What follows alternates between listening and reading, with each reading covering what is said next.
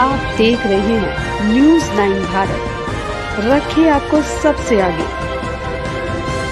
नमस्कार, आप देख रहे हैं न्यूज 9 भारत और मैं हूं आपके साथ अशोक चौहान। देश और दुनिया की तमाम खबरों पर आइए डालते हैं एक नजर। आजमगढ़ में समाजवादी पार्टी कार्यालय आजमगढ़ में आयोजित एक प्रेस कॉन्फ्रेंस के दौरान सपा नेता इंजीनियर सुनील कुमार यादव ने अपने सोशल मीडिया अकाउंट को लेकर गंभीर आरोप लगाए। उन्होंने कहा कि उनकी आवाज को दबाने के उद्देश्य से पहले उनका सोशल मीडिया पेज सस्पेंड किया गया और फिर बिना किसी पूर्व सूचना या सुनवाई के उसे एक्टिवेट कर दिया गया। उन्होंने इस कार्रवाई को लोकतंत्र और अभिव्यक्ति की स्वतंत्रता पर सीधा हमला बताया। प्रेस वार्ता की शुरुआत करते हुए इंजीनियर सुनील यादव ने कहा कि लोकतंत्र में विपक्ष की भूमिका अत्यंत महत्वपूर्ण होती है। उन्होंने उदाहरण देते हुए कहा कि जिस प्रकार एक छात्र के लिए सवाल पूछना आवश्यक होता है, उसी तरह सरकार की नीतियों पर सवाल उठाना विपक्ष का कर्तव्य है। यदि किसी नीति में खामियां है या उसके समाज का कोई वर्ग प्रभावित हो रहा है तो उस पर आवाज उठाना लोकतंत्र को मजबूत करता है। उन्होंने अभी बताया कि पिछले एक वर्ष में उनकी सोशल मीडिया पेज से 1 लाख से अधिक लोग जुड़े थे। हाल ही में उन्होंने कुछ राजनीतिक और सामाजिक मुद्दों पर पोस्ट साझा किए थे, जिसके बाद अचानक उनका पेज सस्पेंड कर दिया गया। उनका दावा है कि 24 घंटे के भीतर बिना किसी ठोस कारण के उनका अकाउंट पूरी तरह से डीएक्टिवेट कर दिया गया, जबकि उनके पोस्ट में किसी भी प्रकार की आपत्तिजनक या नियमों का उल्लंघन करने वाली भाषा का प्रयोग नहीं किया गया था। इंजीनियर सुनील यादव ने कहा कि उन्होंने अपने पोस्ट के माध्यम से सरकार की नीतियां, मीडिया की भूमिका और विभिन्न घटनाओं पर सवाल उठाए थे। साथ ही उन्होंने हिंसा के खिलाफ भी लोगों से संवैधानिक तरीकों से अपनी बात रखने की अपील की थी। इसके बावजूद भी उनके अकाउंट पर कार्रवाई की गई, जिससे यह संदेह उत्पन्न होता है कि किसी संगठित तरीके से उनके पोस्ट को रिपोर्ट कराकर यह कदम उठाया गया है। सुनिए इंजीनियर सुनील यादव ने क्या कहा। दैनिक देवव्रत से ज्ञानेंद्र चतुर्वेदी की खास रिपोर्ट। सभी पत्रकार बंधुओं को नमस्कार, प्रणाम, सलाम। बहुत शॉर्ट नोटिस पे आप लोग आए, उसके लिए बहुत बहुत धन्यवाद। आज का जो प्रेस कॉन्फ्रेंस है उसके पीछे एक उद्देश्य है।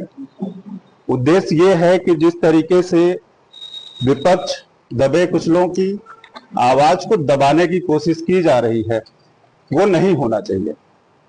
जैसे एक विद्यार्थी के जीवन में एक बढ़िया स्कूल, बढ़िया किताब और बढ़िया शिक्षक के अतिरिक्त एक जो बहुत जरूरी चीज होती है, वो होती है उसकी जिज्ञासा से उत्पन्न हुआ प्रश्न, जो एक शिक्षक से पूछता है, जिससे वो अपना एम्बिशन, अपना लक्ष्य बनाता है, समाज की कुछ कुरीतियों को दूर करता है और अपने आप को, देश को आगे बढ़ाने का काम करता है। उस चीज पर चर्चा करता है वो, जो चीज किताब में नहीं लिखी गई है।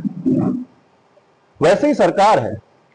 कोई सरकार अगर सत्ता में है, कोई पॉलिसी इंप्लीमेंट कर रही है, कुछ काम कर रही है, तो विपक्ष का काम है उसके काम की, उसके नीतियों की समीक्षा करना। अगर उसमें कुछ गलत हुआ है, उसकी वजह से अगर कोई ऐसा वर्ग जो वंचित रह जाता है, उसके खिलाफ आवाज उठाना। इससे देश का फायदा होता है। अगर किसी नीति में, सरकार की किसी भी नीति में अगर कुछ भी कमी है, तो उससे देश का नुकसान होता है। इसी के लिए लोकतंत्र को जिंदा रखा जाता है। इसी के लिए विपक्ष का जिंदा रहना बहुत जरूरी है। पिछले कुछ समय से मैंने अपने सोशल मीडिया को एक्टिव किया हुआ था और उस सोशल मीडिया में लगभग फेसबुक पेज पे मेरे लगभग 1,07,000 फॉलोअर हो गए थे पिछले 1 सालों में। ये गेन करना, फॉलोअर का नंबर बताना मेरी कोई मंशा नहीं है। इस पर मैंने कुछ पोस्ट किया पिछले कुछ समय में और उसकी वजह से मेरा फेसबुक पेज सस्पेंड कर दिया गया। उस पर मैंने अपना रिव्यू फाइल किया। रिव्यू फाइल करने के बाद अगले दिन उसको डीएक्टिवेट भी कर दिया जाता है। मैं 1 बाय 1 आपके सामने वो सारे पोस्ट को जिक्र करता हूं जो मैंने पोस्ट किया था पिछले कुछ दिनों में। ये वो, मैं आपको कॉपी भी दे दूंगा, सॉफ्ट कॉपी दे दूंगा। ये वो नोटिफिकेशन है जिसमें मुझे मिला था कि आपका फेसबुक पेज सस्पेंड कर दिया जाता है। इसके 24 घंटे बाद बिना किसी सुनवाई के मेरा फेसबुक पेज डीएक्टिवेट भी कर दिया जाता है अगले ही दिन। क्यों हुआ होगा, ये मैं आपके ऊपर और आपके व्यूअर्स के ऊपर, जनता के ऊपर छोड़ता हूं। इस पे कंटेंट क्या लिखा था मैंने, मैं आपको 1 बाय 1 पढ़ के बताता हूं। बीबीसी न्यूज हिंदी का एक आर्टिकल निकला था। इस्लामाबाद में अमेरिका और ईरान के बीच चल रही वार्ता का दूसरा दौर शुरू हुआ है। यह बीबीसी न्यूज हिंदी का है। मैं फिर से पढ़ता हूं। इस्लामाबाद में अमेरिका और ईरान के बीच चल रही वार्ता का दूसरा दौर शुरू हुआ है। वार्ता के इस चरण में दोनों पक्षों द्वारा प्रस्तुत मांगों की तकनीकी पहलुओं पर जांच की जाएगी। मैंने इसका स्क्रीनशॉट लिया और अपने फेसबुक पे पोस्ट किया। पोस्ट में मैंने क्या लिखा है, लेकिन युद्ध रुकवाने का ठेका तो विश्व शीर्ष से जुमलाधिपति झांसाराम के पास था। 56 इंच का सीना भी जुमला निकला। दरअसल चौथी पास अनपढ़ राजा का सीना मात्र 4 इंच का है और जिगरा चवन्नी जितना, एकदम मुर्गी जैसा। इसमें मैंने किसका नाम लिया है? कोई अपने ऊपर ले ले तो उससे समझदार कोई नहीं है भैया। यानी आपका सीना सच में 4 इंच का ही था। श्री योगी आदित्यनाथ जी का एक पोस्ट जिसमें उन्होंने स्पीच देते हुए लिखा था, माफिया मिट्टी में मिल चुके हैं, फिर भी कोई माफिया बनने का प्रयास करेगा तो मिट्टी में मिलने की तैयारी भी कर ले। इस पर मैंने रिप्लाई करते हुए उनको कमेंट में लिखा था कि सिर्फ माफियाओं को नहीं, कुंभ में लापता लोगों को और कोडिंग सिर्फ में मारे गए बेगुनाहों और मासूमों को भी मिट्टी में मिलाने का काम आप ही की व्यवस्था में हुआ है। आंखों के सामने से धुआं हट जाए तो एक नजर बुंदेलखंड से सोनभद्र तक चल रहे खनन माफियाओं पे भी डाल लीजिए। मिट्टी हमारी, धुआं आपकी, सरकार आपकी और तो और माफिया भी आपके। इसमें क्या गलत लिखा है मैंने? क्या इस चीज की वजह से मेरा फेसबुक सस्पेंड होना चाहिए? मुझे तो नहीं लगता इसमें किसी ऐसे शब्द का यूज किया गया है जो मेटा पॉलिसी को वायलेट करता हो। तीसरा पोस्ट, जब हमारे यहां, आपको अभी याद होगा कि लेबर यूनियन ने स्ट्राइक कर दिया था कुछ दिनों पहले, उस समय मैंने न्यूज की ही कुछ स्क्रीनशॉट लेके पोस्ट किया था जिसमें कर्मचारी भाई आगजनी कर रहे थे, तोड़फोड़ कर रहे थे। मैंने लिखा, कर्मचारी भाइयों से अनुरोध है कि तोड़फोड़ या उग्र काम ना करें, संवैधानिक तरीका अपनाएं। आगजनी, चक्का जाम और तोड़फोड़ से सरकार का नहीं, देश का नुकसान होता है। नुकसान वैसे भी योगी मोदी साहब की नीतियों ने बहुत कर रखा है और जनता काफी झेल रही है और भी झेलेगी। आपकी लड़ाई हक की है, इसे हिंसा में बदलकर सत्ता को बच निकलने का मौका मत दीजिए। संविधान का रास्ता अपनाइए ताकि सवाल भी खड़े हों और जवाब भी मिले। मुझे नहीं लगता इस पोस्ट में भी कोई आपत्ति होनी चाहिए किसी को भी। उसके बाद मैंने देखा कि मीडिया के लोग, उनको कौन सी मीडिया कहते हैं ये आप लोग ज्यादा बेहतर समझते होंगे, उसमें उन्होंने चलाया कि नोएडा हिंसा में पाकिस्तान कनेक्शन।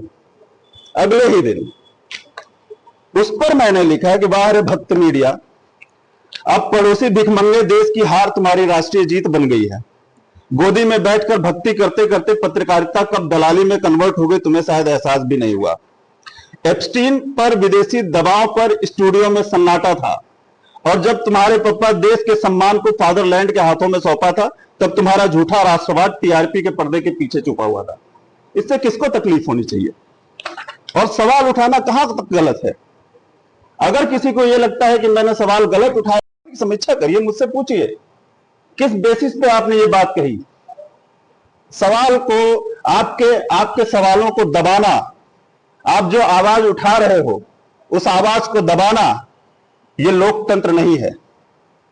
आज हमारी आवाज दबाई जा रही है, कल आपकी भी आवाज दबाई जाएगी। और मीडिया का काम यह नहीं है कि देश में कुछ भी हो उसमें पाकिस्तान का कनेक्शन जोड़ दो। अरे वो भिखारी देश भीख मांग रहा है और आपकी पॉलिसीज के चक्कर में, आपकी नीतियों के चक्कर में आज वो विश्व शांति का राजदूत बना हुआ है।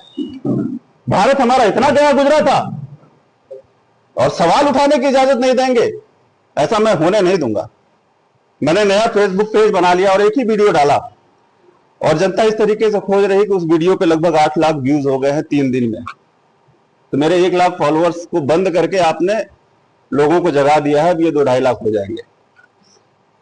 अब आप एक एक करके मुझसे सवाल पूछ सकते हैं और ये एक एक कॉपी मैं आप लोगों को अभी जाते समय दे दूंगा। सॉफ्ट कॉपी भी चाहिए होगी तो मिल जाएगा जी। तो ये जो आपके पोस्ट डाले थे तो ये लगातार डाले थे? जी लगातार डाला था, लगातार डाला था। मैं लगभग हर रोज डालता हूँ पोस्ट कुछ ना कुछ। ऐसे पोस्ट भी डालता हूं जो देश हित के लिए जरूरी है, ऐसे पोस्ट भी डालता हूं जो गांव हित के लिए भी जरूरी है, ऐसे पोस्ट भी डालता हूं जो सरकार की नीतियां उसमें कुछ खामियां हैं। क्या बुराई है इसमें?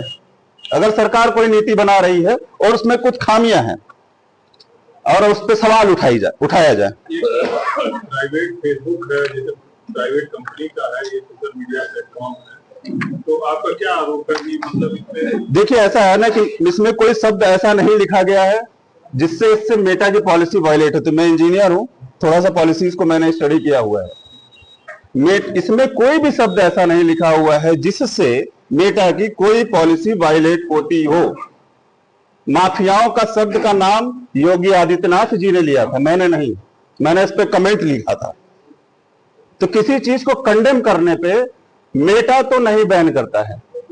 इसमें जहां तक मुझे ऐसा एहसास है, किसी आईटी सेल ने इस पे हमारी पोस्ट पे ज्यादा से ज्यादा रिपोर्ट किया है ताकि ये मेरा फेसबुक पेज बैन हो जाए। तो क्या आपका यह मानना है कि फीवर वर्ग ये दबाव में आ गए हैं क्या? माफ करिए, फिर से रिपीट करिए। आपका यह मानना है कि फीवर वर्ग ये दबाव में आ गए हैं क्या मोदी और यूपी पे? इस पे कोई कमेंट नहीं कर सकता, है ना। मार्क जुगरबर्ग अपना काम कर रहे हैं, उनकी पॉलिसी सिर्फ मेरे लिए नहीं है, वो सबके लिए है। मेरा सिर्फ इतना कहना है कि अगर आप कुछ पोस्ट कर रहे हो और मैं उस पोस्ट पे रिपोर्ट कर रहा हूं और कई सारे लोगों से रिपोर्ट करवाया, तो फेसबुक बाउंड हो जाता है बैन करने के लिए उसको। वैसा ही कुछ मेरे फेसबुक के साथ हुआ है और ये कौन कर सकता है वो आप लोग अच्छी तरीके से समझ सकते हैं। जी, इंफॉर्मेशन आई थी। जो स्थानीय प्रशासन है या सरकार की मिलिट्री की तरफ से कोई मैसेज आपको मिला कि आपने नियम को तोड़ा है जिसकी वजह से? नहीं, ऐसा कुछ नहीं था। मैंने रिपोर्ट, उन्होंने कहा कि due to some policy violation we are suspending your page और if you think that this decision has been taken mistakenly you can report to us। मैंने उनको मेल लिखा, रिपोर्ट किया। उनका एक एआई चैट माध्यम होता है जिसमें कि सारा का सारा मैंने ये सारी पोस्ट उनको भेजा। उनके जो सवाल थे उससे ऐसा आभास हुआ मुझे कि ये किसी पर्सनल व्यक्तित्व द्वारा उसको रिपोर्ट किया गया है, क्योंकि फेसबुक का जो जवाब था उसमें कोई ऐसा जवाब नहीं था जिसकी वजह से ये मेरा पेज बैन होना चाहिए। मैं चक्का जाम तोड़ फोड़, इसमें आगजनी का एक पोस्ट लगाया, वो आगजनी मेरे द्वारा की गई नहीं है, वो आगजनी वहां हुई थी, उसका स्क्रीनशॉट लेके मैंने पोस्ट किया था। एक और पोस्ट मेरा छूट गया है, मैं बता देना चाहता हूं आपको। इस पोस्ट में मैंने किसी का नाम नहीं लिया है, ना ही किसी व्यक्ति का, ना ही किसी पार्टी विशेष का। किसी को लगा होगा कि ये उसके लिए कहा गया है, तो उन्होंने इस चीज को कि मेरी पोस्ट पे जो है कंडेम किया होगा। अब ये आप अंदाजा लगाइए कि किसने सोचा होगा कि ये किसके खिलाफ लिखा गया होगा। ये बात है उस दिन की जिस दिन महिला आरक्षण के लिए न्यूज आई थी, अगले दिन सदन बैठने वाला था। मैंने लिखा था, एप्स्टीन फाइल के नंगे नचनिया और अपनी ही अर्धांगिनी को छोड़कर भागने वाली बलात्कारी जनता पार्टी के अनपढ़ गुरु घंटाल और उनके भक्तगण आजकल महिलाओं के सम्मान की बात कर रहे हैं। वाकई ये हास्यास्पद भी है और दुर्भाग्यपूर्ण भी। ये बलात्कारी जनता पार्टी अगर कोई अपने आप को समझ रहा है तो समझ ले। मैंने तो बलात्कारी जनता पार्टी को बोला है ये बात, एप्स्टीन के नंगे नचनियों को ये बात बोला है मैंने। अगर कोई अपने आप को एप्स्टीन का नंगा नचनिया समझ रहा है तो समझ ले, मैं लिखना बंद नहीं कर सकता। जी, मैं कुछ नहीं चाहता हूं। मैं मीडिया बंधुओं को यह कहना चाहता हूं कि इस लोकतंत्र को बचाने की जितनी जिम्मेदारी हमारी है उतनी जिम्मेदारी आपकी भी है। आप जितने तल्लीनता से पक्ष की बातें जनता तक पहुंचाते हैं, उतनी ही तल्लीनता से विपक्ष की बातें भी पहुंचाए। जनता को यह मौका दें, वो सोचे समझे फैसला ले, कौन मेरे लिए बेहतर है, कौन मेरे लिए बेहतर नहीं है। जी, क्या है आपका, क्या करना चाहते हैं? देखिए, मैं तो जो कर रहा था मैं करता ही रहूंगा। मैंने फेसबुक नया बना लिया है और भी कई सारे यूट्यूब चैनल, इंस्टाग्राम पे भी मैं एक्टिव हो जाने वाला हूँ। व्हाट्सएप चैनल भी मैंने बना लिया है। मैं लिखना बंद नहीं करूंगा। मैं देखता हूँ कहाँ तक लोग बंद करते हैं।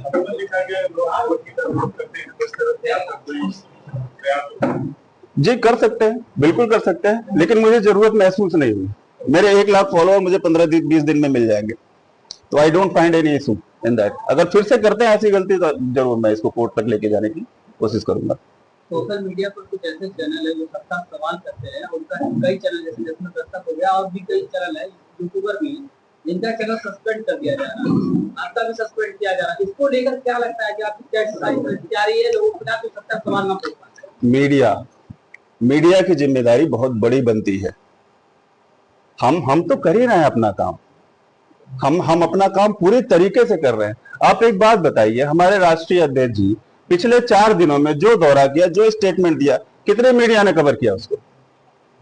एक हफ्ते पहले रामलीला ग्राउंड शिक्षकों से भरा हुआ था। रामलीला ग्राउंड छोटा सा ग्राउंड नहीं है, लाखों लोग चाहिए होते उसको भरने के लिए। किस न्यूज वाले ने कवर किया उसको? आज विपक्ष को दबाया जा रहा है, कल आपको दबाया जाएगा। आप शोर मचाओगे, आपकी आवाज भी सुनने वाला कोई नहीं होगा। लोकतंत्र को जिंदा रखिए। बात की जा रही है तो जब नोटिफाइड विज्ञापन की बात होती है तो उन्हीं को दिया जाता है जो आपकी खबरें प्रसारित नहीं कर रहे हैं। इन छोटे यूट्यूबरों का नहीं ध्यान दिया जाएगा तो यह भी वही दबाव सृष्टि। ये गलत सवाल मैं इसको कहूंगा। मीडिया विज्ञापन से नहीं चलता, मीडिया खबरों से चलता है। अच्छी खबर बनाइए, विज्ञापन का चक्कर छोड़िए। एक मिनट, एक एक करके प्लीज। आईटी का नाम दिया तो इसके पीछे कौन सी ताकत जो है? अब भाई वो उनकी आईटी सेल काम कर रही होगी, जिनको मेरी पोस्ट से बुरा लग रहा होगा, जो बलात्कारी जनता पार्टी होंगे, जिनका सीना 4 इंच का होगा, जो अंधभक्त होंगे, जो गुरु घंटाल होंगे, जो विश्व शिष्य होंगे, जो झांसाराम होंगे, उनको बुरा लग रहा होगा। उनकी आईटी सेल काम कर रही होगी। मतलब कहने का है कि समझदार वहां भी नहीं है। नहीं, मैं ऐसा नहीं कह सकता समझदार वहां नहीं है। देखिए, रॉबर्ट मुगाबे नाम के एक व्यक्तित्व थे जिन्होंने कहा था कि शिक्षा ही सफलता की कुंजी है। शिक्षा सफलता की कुंजी जरूर है, लेकिन इसको बनाने की जिम्मेदारी हमारी और आपकी है। हमको ये इंश्योर करना पड़ेगा कि एक शिक्षित आदमी कामयाब हो, ना कि एक बलात्कारी, एक बाहुबली। ये हमारी आपकी सोच पे निर्भर करना चाहिए। तो ये पहली बार आपके फेसबुक अकाउंट को ऐसा किया गया, इससे पहले भी कभी हुआ? नहीं, पहली बार ही हुआ है। समाजवादी पार्टी में आ गए और डर हो गया क्या कि समाजवादी पार्टी में आने के बाद आपको हो सकता है। पक्ष के मन में डर बना रहना जरूरी है। अच्छा काम तभी निकल के आता है। मेरा आखिरी सवाल है, आप समाजवादी पार्टी के अच्छे नेता भी हैं और आपका स्वागत समाजवादी पार्टी में भव्य तरीके से और राष्ट्रीय अध्यक्ष ने आपका स्वागत किया था स्टेज पर बुला करके बकायदा। क्या इस बार आपको टिकट मिलेगा कि नहीं राजनीति? देखिए, ऐसा है ना कि मेरा बहुत मानना है, मैं लोहिया के सिद्धांतों पे चलने वाला, नेताजी को गुरु मानने वाला और आदरणीय अखिलेश यादव जी का सिपाही हूँ। और इन तीनों का मानना ये है कि संगठन जो होता है ना, वो संगठन किसी विधायक और सांसद से बड़ा होता है। तो मेरी ऐसी कोई मंशा नहीं है कि मैं टिकट के लिए अपनी तरफ से मांग करूं या टिकट मुझे मिलेगा तभी मैं काम करूं। मैं काम करने के लिए सक्षम हूं। आप लोगों के माध्यम से मैं बताता हूं, कोई अगर काम ऐसा है जो नहीं हो पा रहा, आप लोग मेरे तक आ सकते हैं, हमारे विधायकों तक आ सकते हैं, जिलाध्यक्ष जी यहाँ आ सकते हैं, आपका कोई काम रुकेगा नहीं। सर, महिला आरक्षण को लेकर के एक काला सहार किया है राजभर ने, उन्होंने कहा कि जो समाजवादी पार्टी अपने अपने ही औरतों की रक्षा नहीं कर सकती। ओम प्रकाश राजभर जी से पूछना चाहिए किसकी इज्जत वो करते हैं। अपने राजभर समाज को तो दुत्कार दिया उन्होंने, बोलते हैं जाके कट्टा खरीदते हैं। अपने यादव समाज को वो दुत्कारते हैं, मुसलमानों को। वो है किसके? वो किसी के नहीं है। जो किसी के नहीं हो, अपनी बातों के भी नहीं है। मैं उनकी बात को सीरियसली तवज्जो नहीं देना चाहता। यहाँ खबरों का सिलसिला कभी नहीं थमता। सिर्फ और सिर्फ बने रहिए न्यूज़ 9 भारत पर। अब चाहूंगा इजाजत। नमस्कार।